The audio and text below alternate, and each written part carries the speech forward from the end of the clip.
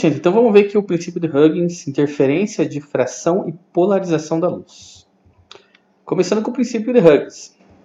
Então a gente tem aqui uma onda bidimensional plana, né, com uma fonte secundária de onda, né, e a frente de onda plana. Essa frente de onda vão aparecer, né, para essas frentes de onda, ondas secundárias. E para essas ondas secundárias, cada frente de onda vai dar origem a uma nova frente de onda e assim por diante. Isso pode acontecer também quando as ondas são circulares. A gente tem aqui uma fonte de ondas secundárias, tem uma frente de onda, e essa frente de onda vai gerar ondas secundárias, e cada onda secundária vai gerar uma nova frente de onda e assim por diante. Portanto, o princípio de Huygens fala o seguinte, que cada ponto de uma frente de onda vai se comportar como uma nova fonte de onda. Isso é importante para as ondas bidimensionais e ajuda a explicar vários fenômenos ondulatórios. Interferência dessas ondas. Bom, interferência é o fenômeno resultante da superposição de duas ou mais ondas. Ela pode ser construtiva, essa interferência, ou destrutiva. A primeira interferência a ser analisada aqui é o pulso, né, de uma corda. Então tem dois pulsos indo um ao encontro do outro, com amplitudes A1 e A2, pulso 1 e pulso 2. Na interferência, a amplitude desses dois pulsos vão ser somadas. Por quê? Porque os dois pulsos estão com a mesma fase, né?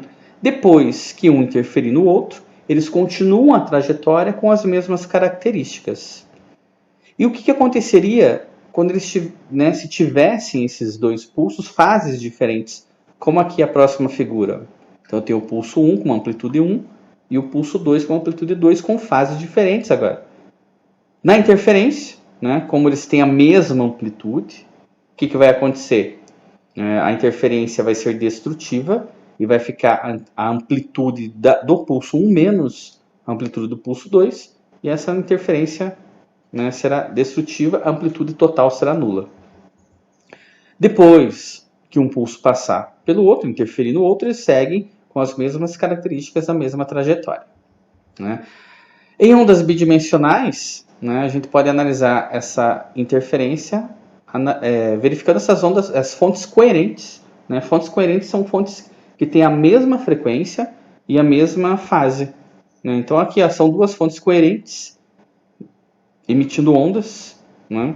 E a gente vai perceber aqui, vai analisar quando a linha cheia representa uma crista, então tem algumas linhas que são cheias, são contínuas, e as linhas pontilhadas representam vales, né? Como que ocorre essa interferência? Olha só, para as duas fontes coerentes, né, esse pontinho branco, essa bolinha branca, indica para a gente uma interferência construtiva, que seria o encontro de duas cristas ou dois vales. E aqui, o pontinho escuro, ele indica uma interferência destrutiva, que seria o encontro entre uma crista e um vale. Lembrando que as fontes são incoerentes, né, eles vão ter a mesma amplitude também. Para a luz, né, vamos analisar a experiência de Young para a interferência da luz.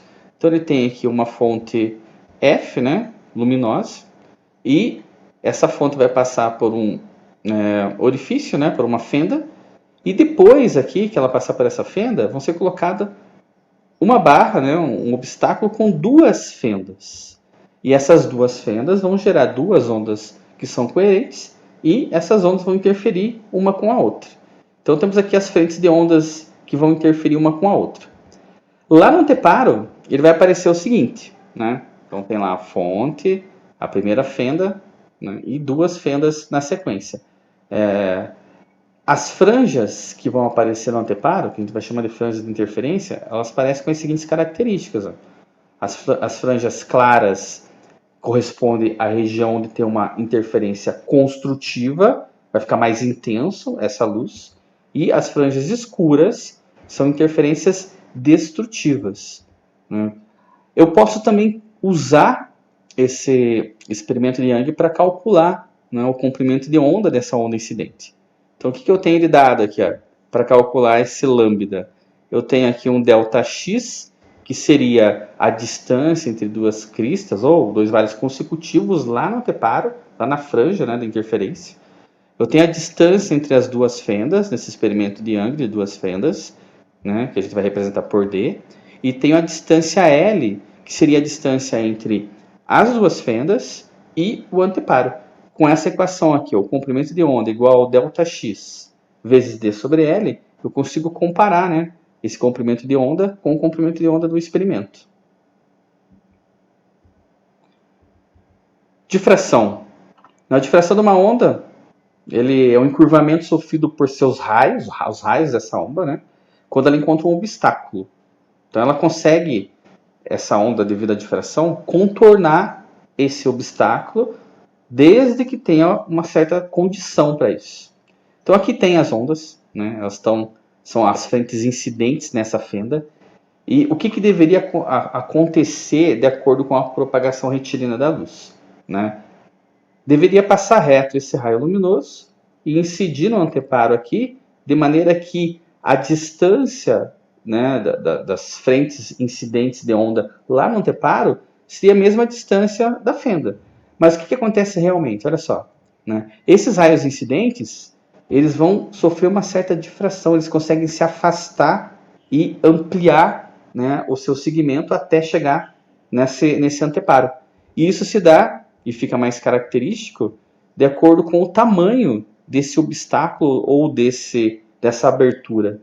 Então, essa difração, que é a capacidade que ela teve de contornar aquele obstáculo, ela vai ficar bem mais clara, bem mais nítida, se as dimensões do obstáculo ou, né, da abertura por o qual está passando essa onda tiver a mesma ordem de grandeza, o mesmo tamanho, próximo ao tamanho do comprimento de onda da onda incidente. Então, para o som, por exemplo, né, onde o comprimento de onda é na ordem de metros, ele fica fácil de observar essa difração. Para a luz, eu vou ter que ter um obstáculo ou uma abertura bem pequena, né, que tenha um tamanho próximo ao comprimento de onda da luz. Ok? Então, a difração é a capacidade que a onda tem de pular esse obstáculo, desde que esse obstáculo tenha as mesmas dimensões, né, do comprimento de onda daquela onda incidente. E a polarização. A polarização, a gente tem aqui uma onda numa corda, né, que está sendo girada, ela está vibrando em várias direções, e quando passar ali pelo polarizador, o que vai acontecer? Essa onda vai vibrar apenas em uma direção, caracterizando essa onda polarizada. A mesma coisa acontece aqui, ó. Ela vibra em várias direções, passa pelo polarizador e depois disso a onda polarizada passa a vibrar em apenas uma direção. Nesse caso aqui, para uma onda longitudinal, a gente não vai conseguir polarizar essa onda, porque ela vai sempre oscilar na mesma direção de propagação. Então a gente pode afirmar que essa polarização é uma característica apenas de ondas transversais, como a onda na corda, das figuras anteriores, e a própria luz. Eu posso polarizar a luz. Como que funciona aqui a polarização para a luz? Então eu tenho lá a minha fonte, né, de luz não polarizada. Ela vai passar a atravessar aqui um cristal polarizador, né, com uma intensidade de entrada, e vai chegar aqui no cristal analisador, né, e ao atravessar vai ter uma intensidade de saída. Matematicamente eu posso verificar essa polarização através da lei de Malus.